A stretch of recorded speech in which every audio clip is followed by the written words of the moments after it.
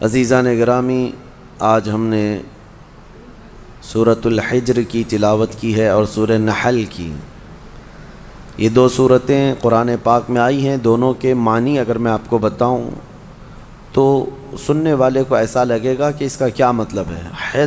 حجر کہتے ہیں پتھر کو، حجر اسود آپ نے سنا ہوگا۔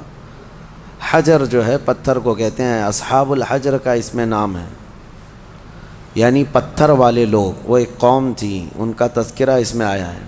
اور سورۃ النحل دوسری سورہ ہے جس کا مطلب ہے شہد، شہد کے نام سے پوری قرآن میں سورہ ہے۔ وہ دونوں کا تذکرہ قرآن پاک میں آیا ہے اور دونوں بہت عجیب و غریب چیزوں کا ذکر ہے۔ یہ اصحاب الحجر کون تھے؟ پتھر والے لوگ۔ یہ ایک ایسی قوم تھی، بہت اونچے چوڑے لمبے لوگ تھے، بڑے طاقتور لوگ تھے، اور ان کا کام یہ تھا کہ پورے پتھر کے پہاڑ کو ہاتھوں سے تراش کر کے اپنا گھر بنا لیتے تھے۔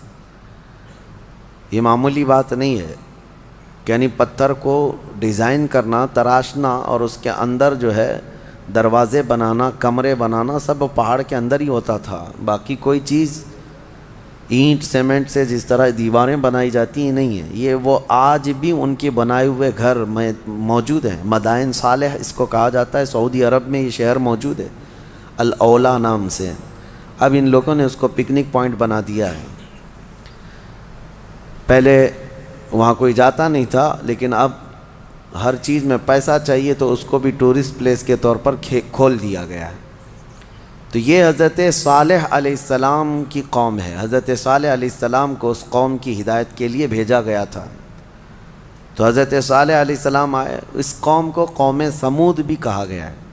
اکڑ بھی بہت تھی، گھمنڈ بھی بہت تھا، جتنے لمبے تھے اتنے گھمنڈ بھی تھے، متکبر تھے، اور وہ اپنے سامنے کسی کو بھی کچھ نہیں سمجھتے، وہ سمجھتے کہ سب سے زیادہ طاقتور ہم ہیں، اور بڑے فنکار لوگ تھے۔ تو جب حضرت صالح علیہ السلام ان کے پاس آئے اور ایمان کی انہیں دعوت دی، ایک تو وہ طاقتور تھے، پہاڑوں کو تراش کر گھر تو بنا لیتے لیکن ایمان سے محروم تھے۔ حضرت صالح علیہ السلام نے ایک خدا کی طرف دعوت دی، اللہ کی عبادت کرو اور دوسرے بتوں کی پوجا، یہ فلاں فلاں چیزیں چھوڑ دو۔ انہوں نے کہا آپ جھوٹ بولتے ہیں، یہ سب چیزیں ہوتی نہیں ہیں۔ وَلَقَدْ كَذَّبَ أَصْحَابُ الْحِجْرِ الْمُرْسَلِينَ۔ کذب کا مطلب ہوتا ہے جھٹلا دیا۔ حضرت صالح علیہ السلام کو سیدھے سے انہوں نے نکار دیا، کہا کہ آپ نبی نہیں ہیں، آپ کوئی نبی ہیں، کوئی رسول ہیں؟ تو بہرحال حضرت صالح علیہ السلام کنٹینیو دعوت دیتے رہے۔ تو اس قوم نے کیا کہا جانتے ہیں؟ ہم تو اپنے ہاتھوں سے پہاڑ کو تراشتے ہیں تو گھر بن جاتا ہے، آپ اگر سچ میں اللہ کے نبی ہیں تو اس پہاڑ سے کوئی زندہ جانور نکال کر کے دکھا دیجیے۔ آپ پہاڑ کے یعنی پتھروں سے۔ تو حضرت صالح علیہ السلام کو چیلنج کیا تھا لوگوں نے۔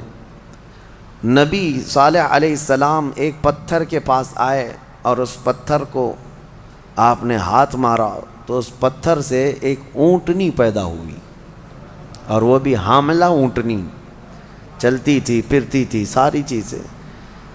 آپ کو میں یہ بات بتا دوں کہ جانور سے جانور کا پیدا ہونا یہ نیچرل ہے، اور کسی پتھر سے ایک جاندار پیدا ہو جانا، اس کو کیا کہیں گے؟ یہ معجزہ ہے۔ اب یہاں پر میں رک کر کے آپ کو یہ بتا دوں، کچھ لوگ یہ کہتے ہیں یہ سب کہانیاں ہیں اسلام میں، جیسے ایتھسٹ، ان کے بہت اعتراضات ہیں کہ معجزہ ایسا کیسے ہو سکتا ہے، چاند کیسے پھٹ گیا۔ آپ کہتے ہیں یہ سب تو آپ کی بنائی ہوئی باتیں ہیں، یہ معجزے کو نہیں مانتے کہ نیچر کے خلاف ایسا نہیں ہو سکتا۔ ہم کہتے ہیں نیچرل چیز آپ کو یہ لگتی ہے، لیکن کچھ چیزیں ایسی ہوتی ہیں جس کو سپر نیچر کہا جاتا ہے۔ قانون سے بھی بڑھ کر کے کوئی چیز ہوتی ہے، قانون سے بڑھ کر کے، یعنی کوئی چیزیں ہیں دنیا میں، کچھ قانون ہے۔ میں آپ سے پوچھتا ہوں، گریویٹی کا قانون پتہ ہے نا؟ اکثر سارے بچے جو پڑھے لکھے ہیں وہ جانتے ہیں گریویٹی یہ لا آف گریوٹی جس کو کہتے ہیں، کوئی بھی چیز اوپر جائے گی تو زمین کی طرف نیچے گر جائے گی. ہاں، ایک چھوٹی سی بھی چیز، ابھی اس کو میں انگوٹھی کو ادھر چھوڑوں تو کیا یہ رکھی کھڑی رہے گی؟ قانون کیا ہے؟ گریوٹی کا جو لا آف گریوٹی، ہر چیز زمین اس کو کھینچتی ہے. کشش ثقل اس کو کہتے ہیں، ہر وزنی چیز کو زمین اپنی طرف کھینچ لیتی. یہ قانون ہے، لا آف گریوٹی ہے. لیکن اس کے برخلاف بھی تو ہم دیکھ رہے ہیں ہزاروں کلو کے وزن کی ایروپلین ہوا میں اڑتی ہے، اس کو زمین کیوں نہیں کھینچ لیتی؟ یہ کچھ لا آف گریوٹی سے بڑھ کر کے کوئی انسان ہی نے بنایا نا، اور دنیا اس کو ایکسیپٹ کر رہی ہے. ہونا تو یہ چاہیے. پانی میں ایک چھوٹا سا تنکا بھی ڈال دو، کیا ہوگا؟ پانی میں اندر چلا جائے گا. لیکن ہزاروں ٹن وزن لے کر کے کچھ شپ، کچھ جہاز پانی پر ایسے ہی تیرتے ہوئے جاتے ہیں، انسانوں کو بھی لے کے چل رہے ہیں، سامان کو بھی لے کے چل رہے ہیں. تو قانون جو ہے اس سے ہٹ کر کے بھی تو کچھ چیزیں ہوئی ہیں نا، دنیا میں ہو بھی رہی ہیں. تو معجزہ جو ہوتا ہے وہ سپر نیچر ہے، اور یہ بھی اللہ کے نبیوں سے ہے. جب لوگ ان سے مطالبہ کرتے ہیں تب اللہ تعالیٰ اپنے نبی کو یہ اختیار دیتا ہے، اور وہ نبی اپنی طاقت سے ایسا معجزہ دکھاتے ہیں. اب پتھر سے اونٹنی کا پیدا ہونا یہ معجزہ ہے. ان کو، بعض لوگوں کو یہ ہضم نہیں ہوگی بات اور سمجھ میں نہیں آئے گی. ان سے کہو اگر سمجھ میں آ جائے تو معجزہ ہی نہیں ہے. اگر سمجھ میں آ جائے، معجزہ وہ ہے جو عام انسان کی سمجھ میں نہ آئے. عام انسان کی سمجھ میں نہ آئے وہ کیا ہے؟ معجزہ. حضرت صالح علیہ السلام نے کر کے دکھایا. اب وہ اونٹنی چرتی بھی تھی، آتی بھی تھی، یہ صاف نشانی دیکھ رہے تھے وہ لوگ، کفار و مشرکین.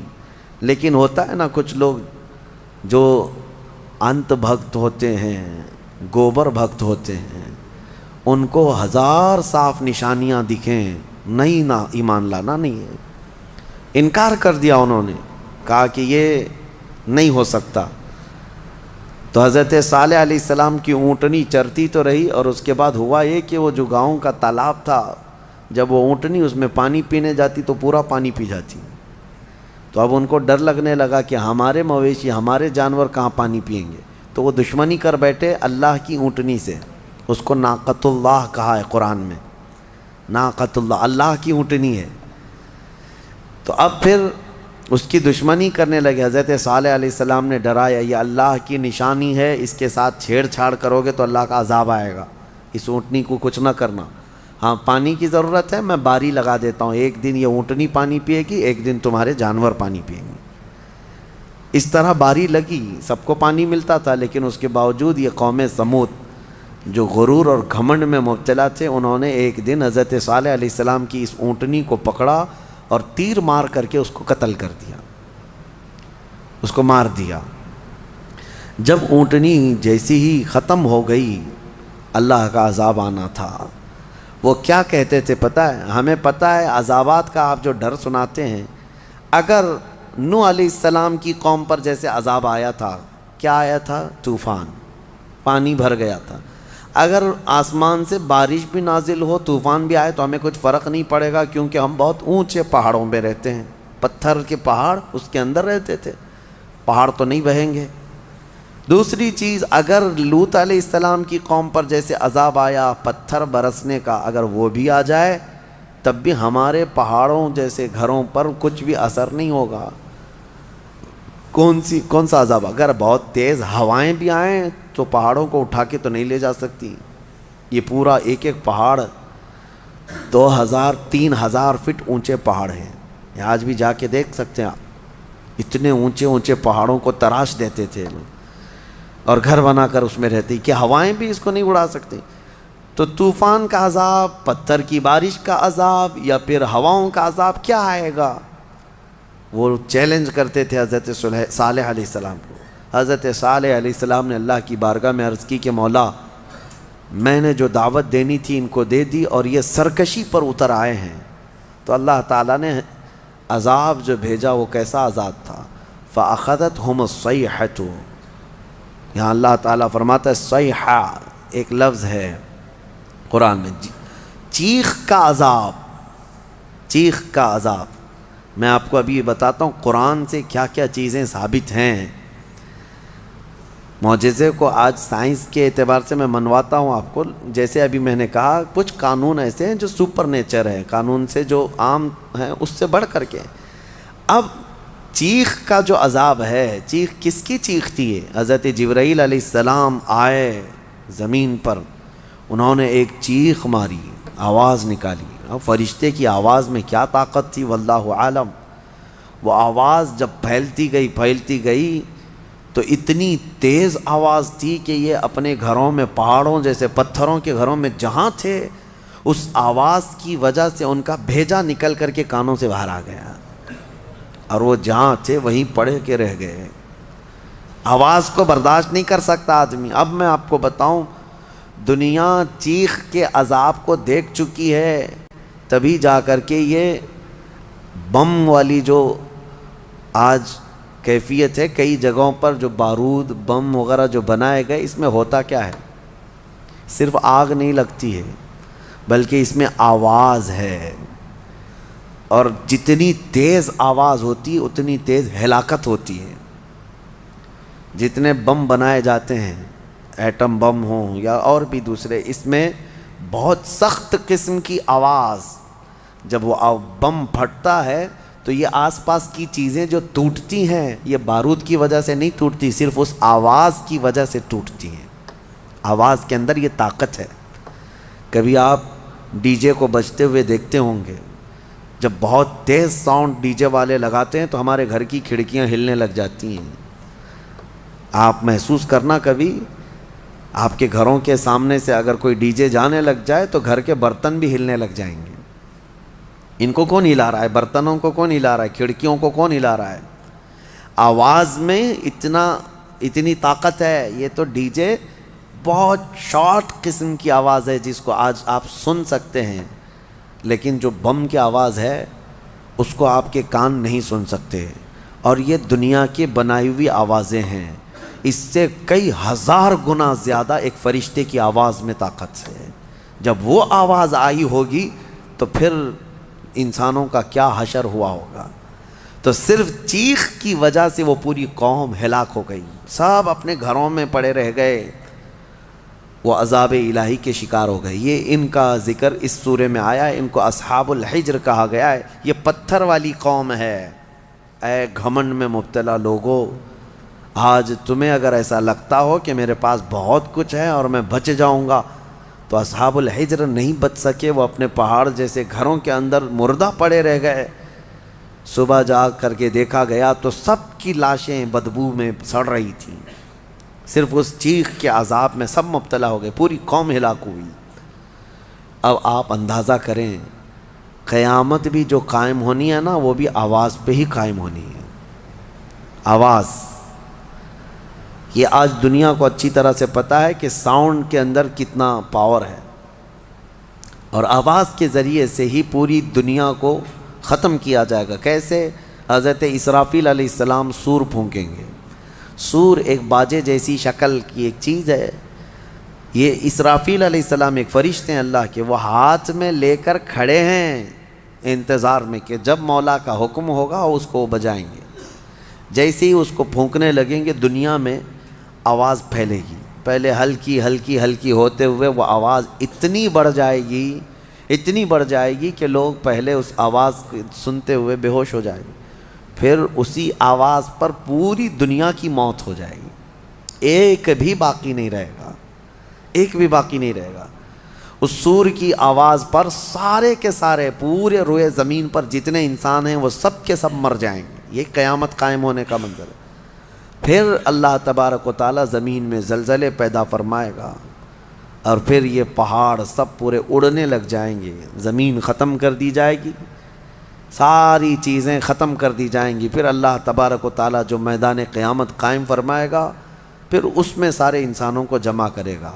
تو سور پھونکا جائے گا، اور سور کی آواز بہت تیز ہوگی. لیکن الحمدللہ آپ نہ گھبرائیں، ہمارے اوپر نہیں آنی ہے قیامت، کیونکہ فرمایا گیا قیامت جو ہے کسی بھی مومن پر نہیں آئے گی.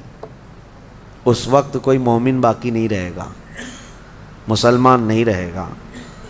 قیامت جو سور پھونکی جائے گی اور اس وقت جو سارے لوگ ہلاک ہوں گے، اس میں ایمان والے لوگ نہیں رہیں گے۔ ایمان والے بہت پہلے ہی دنیا سے جا چکے ہوں گے۔ اب آپ اندازہ کرو، جب سارے ایمان والے ختم ہو جائیں تبھی قیامت کو آنا ہے، اور جب تک مومنین زندہ ہیں قیامت نہیں آئے گی۔ یہ روایات سے ثابت ہے۔ تو بہرحال سور کی بھی آواز ہی ہے، آواز کا پاور ہے، اور قیامت بھی اسی میں قائم ہونی ہے۔ اب اس کے بعد دوسری سورہ ہم نے تلاوت کی ہے، سورہ نحل۔ سورہ نحل شہد کا ذکر آیا ہے۔ اللہ تعالیٰ فرماتا ہے، اللہ کی نشانیوں میں سے ہے یہ بھی، یخرج من بطونہا شراب مختلف الوانہ فیہ شفاء للناس۔ شہد کی مکھی کا ذکر ہے کہ اللہ تبارک و تعالیٰ اس کے منہ سے ایک ایسے رس کو نکالتا ہے جو دنیا کی سب سے میٹھی چیز ہے، اور اللہ فرماتا ہے اس میں لوگوں کے لیے شفا ہے۔ کس میں؟ شہد میں۔ شہد میں شفا ہے، اس کی گارنٹی قرآن سے ہے۔ اللہ نے فرمایا الگ الگ رنگ کے پھولوں سے یہ مکھی چوس کر کے آتی ہے رس، اور اپنے چھتے میں لا کر چھوڑ دیتی ہے، اور اس کے بعد اس میں مٹھاس آتی ہے، اور غضب کی مٹھاس، اس کی مٹھاس کا مقابلہ کوئی نہیں کر سکتا۔ جو اوریجنل مٹھائی ہے وہ شہد ہے دنیا میں، باقی سب چیزوں کو چھوڑ دیں، سب بنی ہوئی ہیں، لیکن اوریجنل جو مٹھاس ہے وہ صرف شہد کی ہے۔ اس کا ذکر کیوں ہے؟ دو جانوروں کا اللہ نے ذکر فرمایا، ایک گائے کا، یعنی دودھ دینے والی جو بھی ہے۔ اللہ فرماتا ہے کہ ہم دودھ کہاں سے نکالتے ہیں، دودھ کہاں سے آتا ہے؟ قرآن فرماتا ہے من بین فرث و دم، گوبر اور خون کے بیچ سے۔ گائے چارہ کھاتی ہے، اس کے بعد اس کو جگالی کر کے وہ ہضم کرتی ہے، اور اس کا وہ فضلہ بن جاتا ہے، اور اسی سے تھوڑا خون بھی بنتا ہے۔ خون اور اس کے گوبر کے بیچوں بیچ سے دودھ کو اللہ نکالتا ہے۔ اللہ فرماتا ہے من بین فرث و دم لبنا خالصا، خالص دودھ نکلتا ہے، نہ اس میں گوبر کا اثر آتا ہے، نہ خون کا اثر آتا ہے، اور نہ ہی کسی گائے کو چیر کر کے دیکھ لو کہ کوئی فلٹر اندر رکھا ہوا ہے۔ کون سی مشین لگی ہوئی ہے؟ کون سی مشین لگی ہوئی ہے کہ اس دودھ کو صاف کر کے، یعنی اس میں خون کے ذرات ہیں تو الگ کر دے، گوبر کے ذرات ہیں تو الگ کر دے؟ میاں رنگ بھی نہیں آتا اور نہ ہی مزہ آتا ہے۔ دودھ کے اندر کبھی خون کا مزہ آیا؟ دودھ کے اندر کبھی گوبر کا مزہ آیا؟ نہ مزے کو اللہ ملنے دیتا ہے، نہ اس کے اثر کو، نہ اس کے رنگ کو ملنے دیتا ہے۔ اور قرآن میں اللہ فرماتا ہے کہ ان دونوں کے بیچ سے خالص دودھ کو نکالتا ہے اللہ تعالیٰ، اور یہ پینے والوں کے لیے پیٹ بھرنے والی غذا ہے۔ ایک اس کا ذکر ہے اس جانور کا، اور دوسرا مکھی کا، کہ مکھی جو ہے یہ عبرت کی چیز ہے، شہد کی مکھی۔ اللہ کرے کہ آپ کو کبھی ڈنک نہ مارے، کبھی ڈنک نہ مارے۔ اگر یہ مارتی ہے تو زہر چڑھتا ہے، جسم پھول جائے گا، چہرے پہ اگر کاٹ لے۔ کئی لوگوں کا اس میں انتقال بھی ہوا، موت بھی ہوتی ہے۔ اگر کئی مکھیاں مل کر کے کاٹ دیں آدمی کو شہد کی، آدمی مر سکتا ہے، زہر ہے۔ سمجھ میں نہیں آتا، وہ زہریلی مکھی ہے، اور پھولوں کا جو رس چوستی ہے اس میں سے آپ بھی چوس کے لا کے اپنے گھر میں تھوک کے دیکھو۔ گلاب کو چوس لو، موگرے کو چوس لو، چمیلی کو چوس لو، اور اپنے گھر کے ایک کٹوری میں تھوک کے دیکھو، بدبو ہی آئے گی۔ اور پھولوں کا رس تو کڑوا ہی ہوتا ہے، لیکن وہ مکھی زہریلی خود بھی ہے اور چوستی کڑوے پھولوں کا رس ہے، اور لا کر کے چھتے میں جب ڈالتی ہے تو نہایت ہی شیریں، نہایت ہی میٹھی چیز۔ اب اللہ تبارک و تعالیٰ فرماتا ہے کون ہے جو اس میں مٹھاس پیدا کرتا ہے؟ کون ہے؟ اس کو مٹھاس پیدا کرنے والا کون ہے؟ وہ خالق کائنات ہے، جو پھولوں کو رنگ دیتا ہے اور شہد کی مکھی کے منہ میں مٹھاس دیتا ہے۔ اب اسی کو کہا گیا ہے یہ عبرت کی چیز ہے۔ ویسے آپ کو میں یہ بات بھی بتا دوں، وہ ڈنک مارے تو زہریلی، لیکن تھوک دے اپنے چھتے میں تو وہ شفا والی غذا ہے۔ ایک ہی منہ سے دو چیزیں کیسے؟ اتنا زہر بھی ہے کہ کاٹے تو مر جائے، اور اتنا ہے کہ اپنے گھر میں چھوڑے تو بیماروں کو شفا بھی ہو جائے۔ ایک ہی مکھی کے اندر یہ دو چیزیں۔ اعلیٰ حضرت فاضل بریلوی رضی اللہ تعالیٰ عنہ کی یاد آتی ہے، آپ نے فرمایا گستاخان رسول کو، وہ فرماتے ہیں اعلیٰ حضرت ظالموں میں شہد کی مکھی کی طرح ہوں۔ اعلیٰ حضرت اپنے آپ کو کہتے ہیں میں شہد کی مکھی کی طرح ہوں، جس کی مٹھاس کا بھی جواب نہیں، جس کے ڈنک کا بھی جواب نہیں۔ وہ اپنوں کے لیے میٹھا رس دیتا ہے اور ظالموں کے لیے وہ ڈنک بھی مارتا ہے۔ اعلیٰ حضرت نے اپنے لیے مثال میں فرمایا شہد کی مکھی کی طرح۔ لیکن میں آپ کو ایک روایت یہ بھی بتاؤں، اس شہد کی مکھی کے اندر جو مٹھاس آتی ہے، اتنی مٹھاس کیسے؟ فرمایا کہ یہ جب پھولوں کا رس چوستی ہے تو پھولوں کا رس چوس کر اپنے گھر جانے تک یہ حضور پاک پر درود پڑتی ہے، اور اس درود کی برکت ہے حضور پاک صلی اللہ تعالیٰ علیہ وسلم کے کہ اس کے منہ میں مٹھاس پیدا ہوتی ہے۔ اللہ تعالیٰ ہمارے منہ میں مٹھاس پیدا فرمائے، زبان میں آپ کے اثر پیدا فرمائے۔ یہ دونوں چیزیں اللہ تعالیٰ نے عبرت کے طور پر فرمایا ہے۔ دو جانوروں کا ذکر ہے اور دونوں عبرت کے لیے ہے۔ اب ان لوگوں کو آج کے زمانے میں پتہ چل رہا ہوگا نا کہ دودھ کہاں سے نکلتا ہے، آج سرچ کر کے بتا رہے ہوں گے نا کہ دودھ کہاں سے نکلتا ہے۔ ڈائری والوں کو پوچھو یا اس کے جو ریسرچ اسکالرس ہیں ان سے پوچھیں۔ لیکن قرآن 1400 سال پہلے بغیر کسی سونوگرافی کے، بغیر کسی چیر پھاڑ کے جب بتا رہا ہے، تو آج بھی ان لوگوں کو عقل میں نہیں آتی بات کہ آخر یہ باتیں قرآن میں آئی کیسے؟ اس وقت نہ سائنس کا وجود، نہ کسی مشین کا وجود۔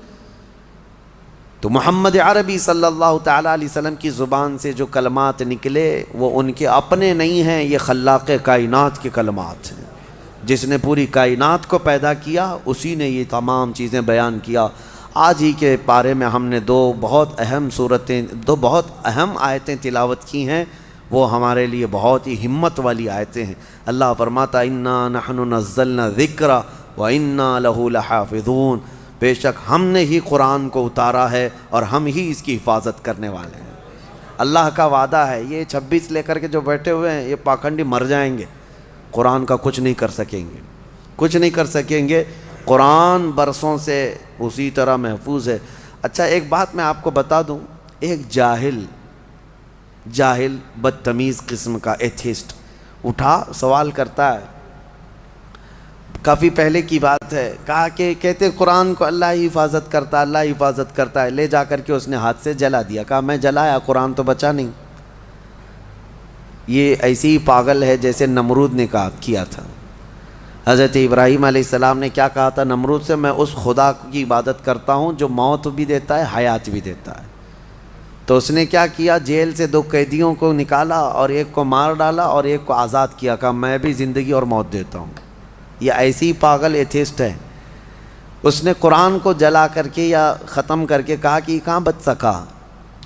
نادانو، قرآن کا مطلب یہ اوراق نہیں ہے، یہ فنا ہے، یہ چیزیں ورق جو ہے یہ دنیا کی بنی ہوئی ہے۔ ہم اس ریولیشن کو مانتے ہیں جو قرآن نازل ہوا ہے، جو نفس مضمون ہے، وہ کبھی فنا نہیں ہوگا، وہ کبھی ختم نہیں ہوگا، وہ علم الہی ہے، وہ اللہ کی صفت ہے۔